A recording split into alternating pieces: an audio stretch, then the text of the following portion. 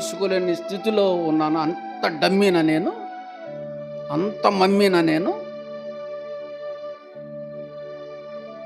అంత తక్కువ అంచనా వేశారా నన్ను? నేనంటే ఏమనుకున్నారు? ఇట మాట్లాడే వాళ్ళు ఉన్నారు. వీళ్ళే పాజిటివ్ మైండ్ లేనోళ్ళు, నెగిటివ్ మైండ్ కలిగినటువంటి వారన్నమాట. ఇది ఉంటే చాలా కష్టం, చాలా కష్టం.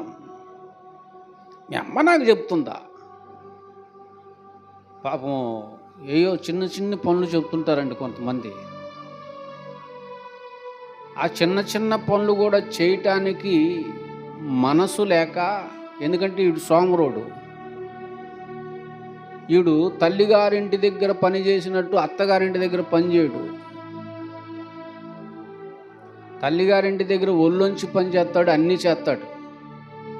అత్తగారింటి దగ్గరికి వెళ్ళేసరికి ఏ పని చేయడు, వెళ్ళగానే మంచం ఎత్తుక్కుంటాడు. మంచం వేయాలా, మంచం మీద బ్లడ్ షీట్ వేయాలా, దిండు వేయాలా, వెళ్ళగానే తినటానికో తాగటానికో తినటానికి ఇవ్వాలా. తింటాడు, తాగుతాడు, పండుకుంటాడు. పాపం వాళ్ళు ఏవైనా చిన్న పని చెప్పినా లేదా చిన్న సలహా ఇచ్చినా వెంటనే ఇదిగో ఈ రీతిగా రియాక్ట్ అవుతాడు. దీన్ని అన్నారు నెగిటివ్ మైండ్ అని. వాళ్ళు ఎందుకు చెప్పారు ఆలోచించాలా. వాళ్ళు చేసుకోలేరేమో. అరే నేను వాళ్ళకి కొడుకునే కదా, అల్లుడంటే ఏంది?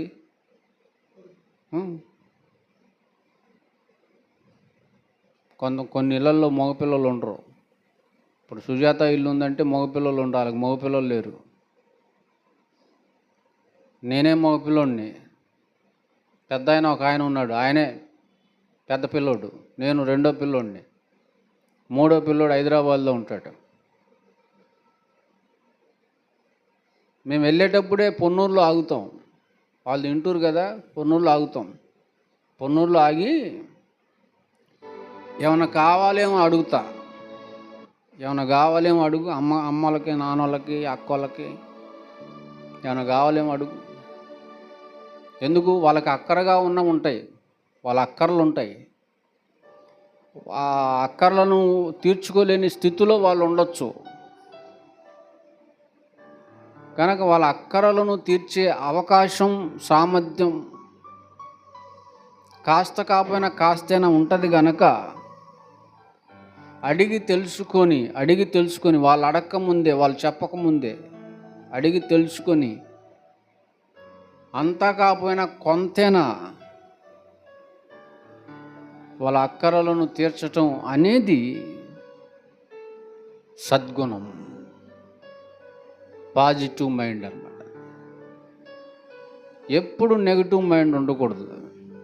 అర్థమైందండి? దానివల్ల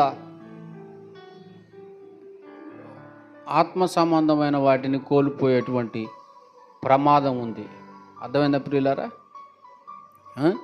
ఎక్కువ కుటుంబాల్లో సమస్యలు రావటానికి ముఖ్యమైన మూల కారణం ఏంటి అంటే ఈ నెగిటివ్ మైండ్. ఇది ఉండనే ఉండకూడదు. పాజిటివ్ మైండ్ ఎన్నడూ ఉండాలి. ఇది లేకపోతే ప్రియులారా, ఎవరికి లేకపోయినా, కోడలికి లేకపోయినా, అల్లుడికి లేకపోయినా సమస్యలు, గొడవలు ఉంటాయన్నమాట. చిన్న విషయం చిన్నదే, కానీ దానిని పెద్దదిగా సృష్టించేస్తారు 10 నిమిషాల్లో.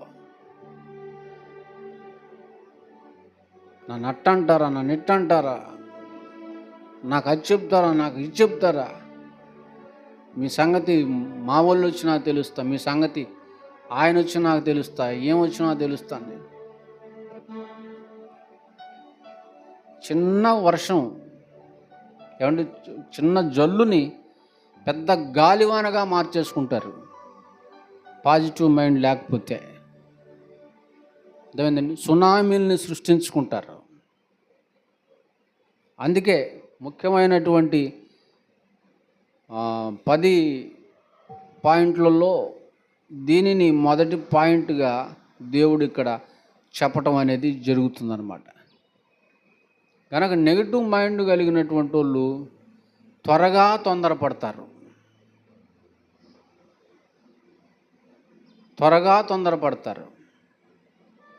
త్వరగా ఆలోచనలు చేస్తారు, త్వరగా నిర్ణయాలు తీసేసుకుంటుంటారు.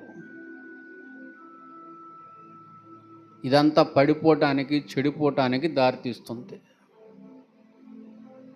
బైబిల్లో కూడా అంటాడు, తొందరపడి నడుచువాడు త్రోవ తప్పిపోతాడు, తొందరపడువారు మార్గము తొలగిపోతారు. ఏ మార్గం?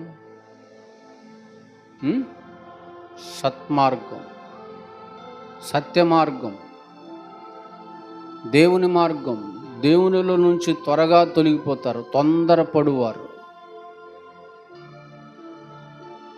అందుకే పెద్దోళ్ళు అన్నారు, నిదానమే ప్రధానము, నిదానమే ప్రధానము. మరి ఆలస్యం అమృతం విషయం అన్నారు, అది దేవుని విషయంలో